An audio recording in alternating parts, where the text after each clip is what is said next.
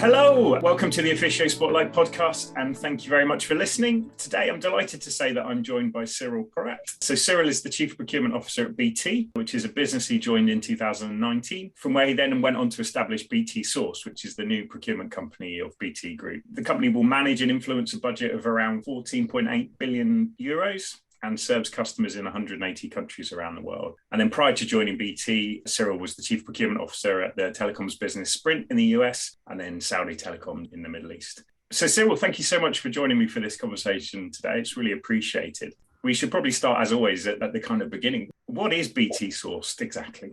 First of all, Simon, thank you very much for inviting me. We're saying that it's two stuff to make it simple. A transformation platform, with a transformation platform for our procurement organization, which seems to be very obvious, but as well a transformation platform for BT, because we enter into a new territory for BT, so meaning that having our own procurement company. And, so the way we will interact, or we are interacting with our stakeholders, so it will be really different compared to what we used to do. And we have already done that, so it's already the case, and people are extremely interested. So what I've seen as well is that BT can be agile, so BT can be fast as well, so which maybe not the perception that a lot of people might have about BT, which is wrong. And we have proven the point by showing that BT can be extremely fast, extremely disruptive, is extremely innovative as well, even though innovation is what we do for a living almost. So transformation platform for the procurement organization for BT, and open platform as well, because we say that we will be an open platform for the time being, so we will focus on BT.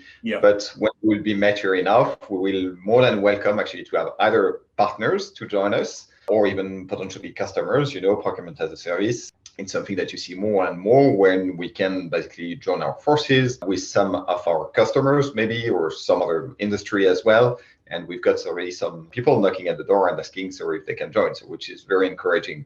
Fantastic. Okay. It'd be great to come on and talk about both of those points. So why a separate procurement company? We wanted to be an independent company. So being an independent company will allow us to have this kind of partnership. And when you look at the telecom industry, so we are not actually the first procurement company. So we are pretty much the last to a certain extent. So it's something which is already existing. The model has proven that it's really relevant for our industry because scale matters as well at one point of time. And what we're doing is that to a certain extent, so you've got a first mover advantage that some of our competitors had with creating their procurement company almost like 12 years ago, for at least one that I've got in mind.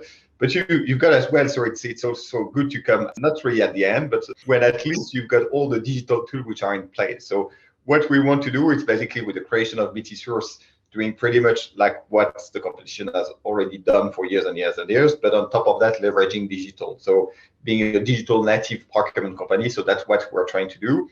We're extremely big on digital, so we have implemented already 11 platforms, digital platform, and I've got the following motto, so everything mobile and everything into clicks. So I should find every information that I'm looking for into clicks, and I should be able to access to all this information on my mobile. Really interesting. So on the technology front, one of the opportunities you see to differentiate yourself from what you said I'm taking is the technology elements of that. So how have you approached that, and what do you think the BT Source is doing differently to others in the market when it comes to the technology platform, for example? When you're operating for a certain number of years, so you start to have a bit of legacy. And BT Source is just like a brand new company that we have just set up. It happens as well that we have a brand new team, so completely brand new for the part which is in Ireland. And then so we are just leveraging what is existing on the market. We have the chance to set up BT Source at a point where the maturity of all these AI digital tools is there, even though it's more than nascent. So it's there, you can start already to operate them. We're not making something which is very different than the other one. It's a question of timing. So we're just at the right moment, leveraging at full scale, so the digital, and we don't have any legacy to deal with. To make, I would say, comparison between us and any other procurement company which is operating for more than a decade. I take from that you've taken a deliberate strategy, which is not to implement, we all know there are some very large end-to-end systems within the procurement landscape. I take that you've taken a very deliberate decision to be more agile than that, more of an ecosystem of solutions rather. Yeah. Some might qualify myself of a veteran in the procurement with more than 20 years of procurement. So those big platforms that you were mentioning were big stuff when I was myself a commodity manager 20 plus years ago. And I believe that was extremely exciting. I remember at that point of time, this kind of solution, because we were like emails, or even I remember actually so very well, so since so binder, of paper of RFP that we were sending through the post. So meaning that's moving from the post to so by mail to this platform was like a huge step. But I believe that as well. So they have never been able to deliver, or at least for me, so they have never been able to deliver on their promise, which was everything under the same roof, if you will. So it was supposed to be you touch a button and you get everything at a click or at a button. And that's by construction, because those platforms are what they are trying to do. So they are trying to solve the overall problem from A to Z and across multiple industries. So if you are one of these large editors, so you need to sell your solution to the telecom, to the automotive, and at the end, so you've got a product which is one size fits all, but actually it fits no one. So because you don't have exactly what you want. The digital and especially the best of breed approach that we have taken here, so you can really target exactly what are your pain points with a digital solution. You will be able as well to tweak to your industry or to a category as well. So that's the approach that we're having. So I mean, that's really moving to this best of breed approach, targeting solutions that are capable of, solving one issue or several issues. And the good stuff anyway is that all those platforms, unlike the big ones that you were just mentioning before, are extremely flexible and extremely cheap as well compared to those big platforms. The big platforms, meaning that you start the implementation of this big platform, you train your people, you invest millions into that, you realize that actually so you made a mistake, so it's too late. So you have spent too much money. So you're in a situation where you have no other choice than to continue, and you continue to spend more money and the project is more delayed. Here, it's relatively simple. So I mean that you find something, you test something, it works, it doesn't really matter because the impact in terms of money won't be big.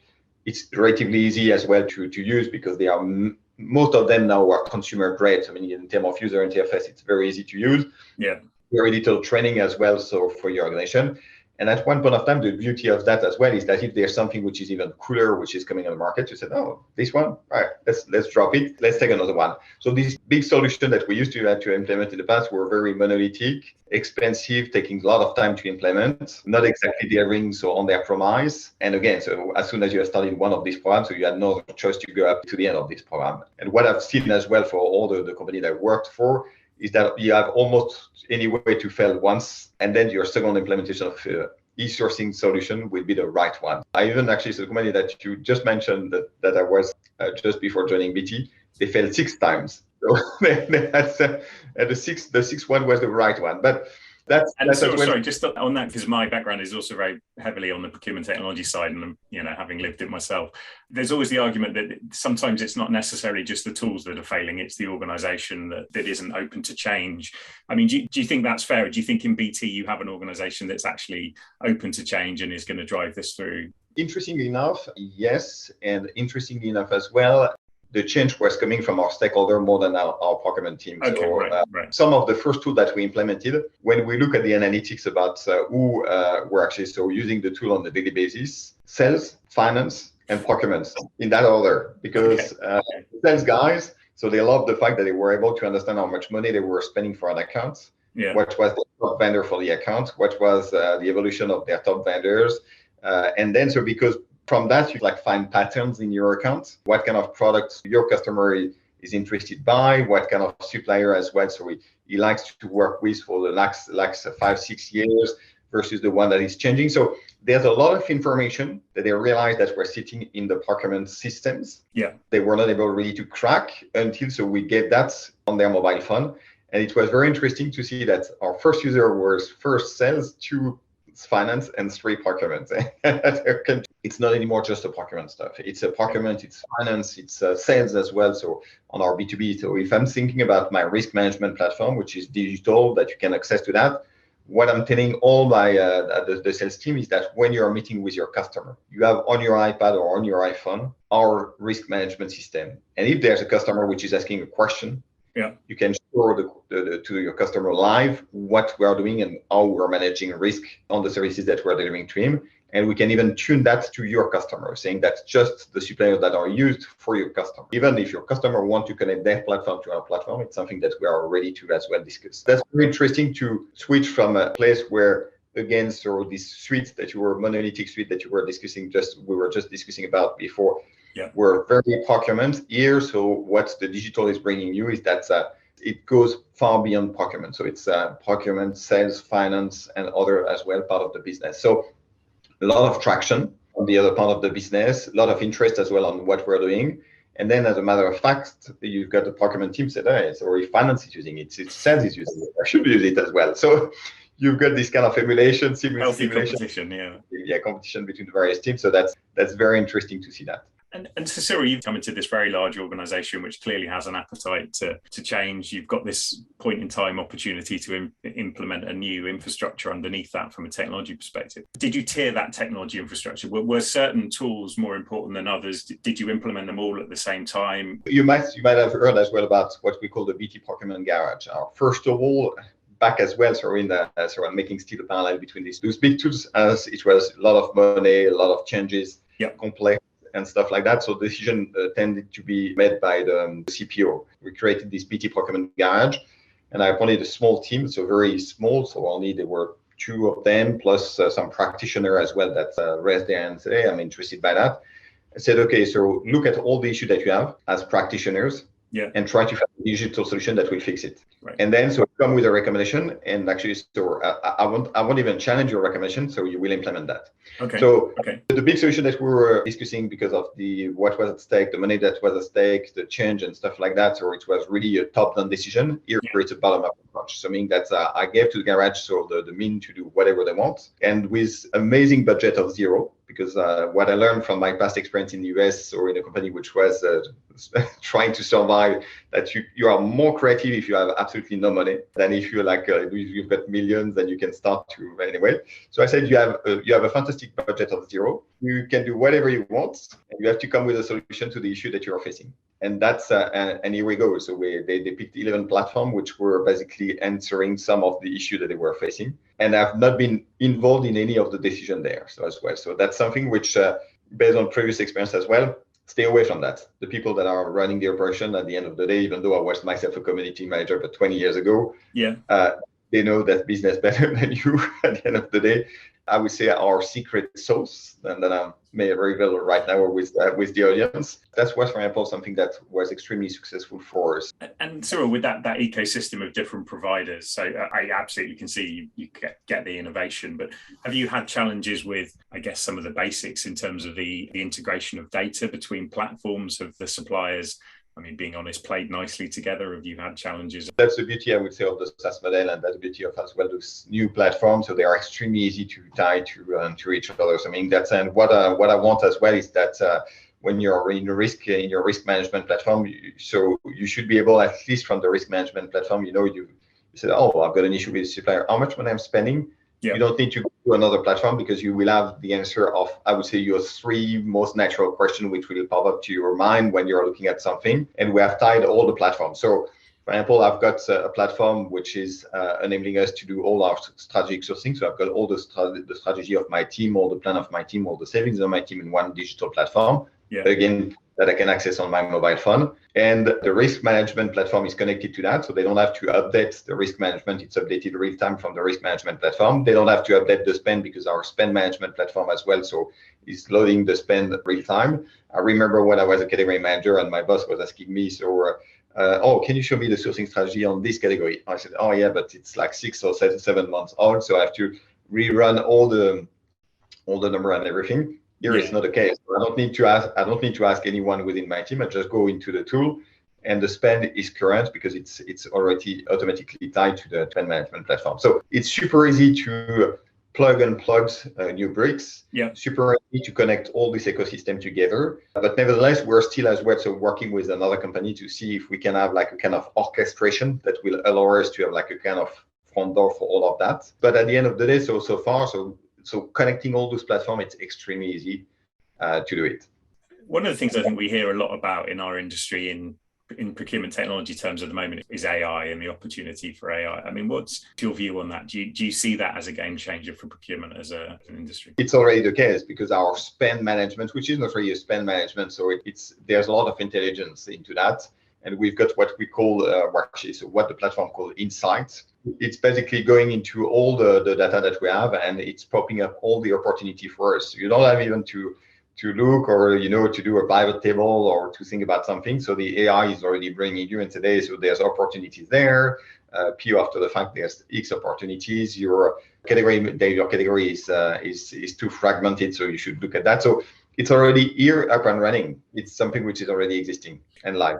And so from a technology perspective, it feels like, I'm sure for lots of our listeners, you've got probably a dream scenario of all these, kind of best of breed solutions. Are there any gaps or opportunities or things that you want to do in the future from a procurement technology perspective that you don't have in place, that you see as a great opportunity, or that you see as being, the next phase of procurement technology? Right now, something that we are solving some set of issues that we have in our processes through these tools. What I'm missing to a certain extent, but we set up a new negotiation analytics team. So we hired data scientists, not to do nice dashboards and tracking KPIs, right. Not at all. So we have hired data scientists, and it's called negotiation analytics, because I want people that are capable of pulling information from pretty much every sources. So meaning including Google, including a press release, including our own spend base, our own risk management tool and everything, and telling our category manager what kind of strategy they should have on an account. The CEO of this company has created a new division. He has hired this new person for heading this new division. So hence, the CEO needs to go back to the board and show to the board a success. So meaning that in that case, so you should leverage that in your negotiation, because what you have at play or what you have in flight in terms of negotiation, it's something which is falling into this new division. There's this new person that has joined the company. So this person will need as well a success relatively quickly. You leverage that, you look at as well at the position on the market. So it's really looking at position on the market, but as well, so the personal agenda, the new head of this division and all of that. Yeah. And put all of that together and to be able to have something. We, for example, I'm asking all my team to attend the earning call of the suppliers that they are responsible for. It seems to be a bit cumbersome. They don't know what to do and stuff like that. So our negotiation analytics team, so what they did, so they basically develop a bot which is listening for them, the earning call, and translating that into that's what you should look at. So that's what your supplier has said. That's how you can probably actually see what you can probably leverage. So we've got now bots which are listening on behalf of our category manager, so the earning calls of our suppliers. So that's for me the next step. So because all those platforms are giving you like great insights. Yeah. AI is giving you great insight as well. But there's even a next level which you can leverage. So far, we're doing that with data scientists. It's what I said to my team when we from this team. So the best profile for me, it's almost like an MI5 or MI6 analyst, because this little information, so they can do they can find the big story. So it's almost that kind of profile that I will look for, which is basically giving them all access to all those platforms, being able to go on the web on plenty of source of information and finding me what would be the optimal strategy in terms of negotiation, leveraging absolutely everything, not just only the technology piece, not just only the price, but the agenda of the CEO, the agenda of the new head of division, whatever. So everything that we can use for negotiation. I should say, Cyril, I think you're the only CPO I've spoken to that has bots supporting their procurement team, right? That's very cool. That's very cool. I guess the other side to the conversation about technology always comes back to people, right? I mean, you clearly have a very interesting platform of technologies, but I guess the other challenge is actually the people. And I think you've set BT Source up in Dublin. I think it's a new operation. I mean, again, in procurement, we tend to talk a lot about this idea of attracting talent and maintaining talent. I'd be really interested in your experience on that and how you get the right quality of people to support this technology infrastructure that you've invested in. I had to hire a new management team pretty much. So I've got from the former management team only 2 people. So the remaining is completely new. When you show that you've got your 14 billion of spend at your fingertip on your mobile phone, so most of the procurement professionals are looking at that. I said, I dream about that. So can I join the company? So it's a very strong selling point right now for the talent. Yeah. Joining a company which is offering you to basically having access to everything that you wanted to, and at your fingertip on your mobile phone. It's very interesting to see the appetite of people, and they said, oh yeah, that's what I want. I even didn't know that it's already existing and it's already in motion. That was a strong selling point, and we've been able to, we have hired more than 60 at this stage, more than 60, and by end of November will be more than 100 people here in Dublin. Yeah. And I would say 95 and 99% of them are new to the company. So what we're doing in terms of digital, so it's really extremely a strong selling point, because they understand that they will be able to do more, and sometimes putting less effort into tasks that have not great value for them and for us. And Cyril, what does the future of BT sourced or your time with BT source looked like? I mean, what's your ambition of where this organization goes in the next 5 to 10 years? Based on what we just mentioned with all these kind of tools, interestingly enough, when you look at outsourcing of procurement, so you've got a lot of people that have outsourced their indirect categories because, travel and stuff like that. So that's relatively easy. Easy, yeah. And they have kept their core business with them. But I believe that with all the great tools which are coming, with all the AI, machine learning, and all this kind of stuff, I wonder if at one point of time, so you won't be able to have a platform which will be able to do procurement on behalf of another company with the right level of, I would say, knowledge of the company through all these kind of analytics, because that was the big miss. So I can see very well BT Source being one of these platforms, and beyond actually, so the telecom industry, but being able to really have procurement as a service, but including for the core business of the other company. So you can imagine that one of my category manager will work for a retail chain in the morning, work for a telecom industry in the afternoon, the next day work for an insurance, the next day as well for a bank, because we will have enough information coming from their systems. We'll have information coming from on the market, coming from our data analysts, scientists. And then so we might be able, maybe in 10 years from now, might be able to serve multiple industry from this platform. So that's, for example, one of the development that I can see. And I can see as well, for me, voice, it's the next territory as well for procurement, because there's no reason for us not to be able to use Siri, Alexa. I've done that already in the past, so I know that it works. In one category I did it works. So using the voice, and you can imagine very easily, so that's one of your stakeholders can do his or her statement of work whilst driving to the office, and then using Alexa and then your platform, and the bots asking question, and the statement of work is already on before even he or she is reaching the office. And Cyril, probably my last question in this future for procurement that you just described, what do you see as the currency? I guess traditionally the currency of procurement has been savings.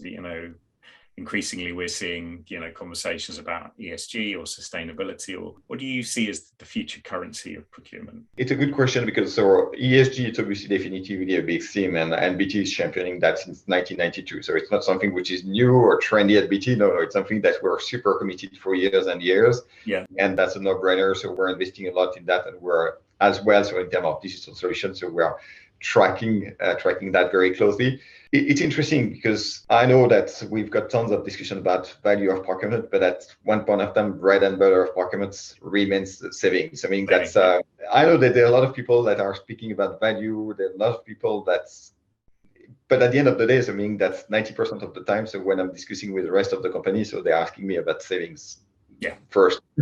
So I don't know if it will still be the future of procurement in terms of currency, but for the time being, so I don't see another one. So it's a bit our core business. Cyril, thank you so much for your time. It's been a fascinating conversation. I really enjoyed that. It sounds like an incredibly exciting opportunity. Thank you for taking the time to share the story of it with us. It's really appreciated. Thank you, Simon, for hosting me. If you enjoyed this podcast, please click the follow button on your chosen podcast platform. We'd also absolutely love to hear your views. So please do leave us a review on those platforms, or indeed send me a message on LinkedIn. And we'll be back soon for another discussion with senior industry figures.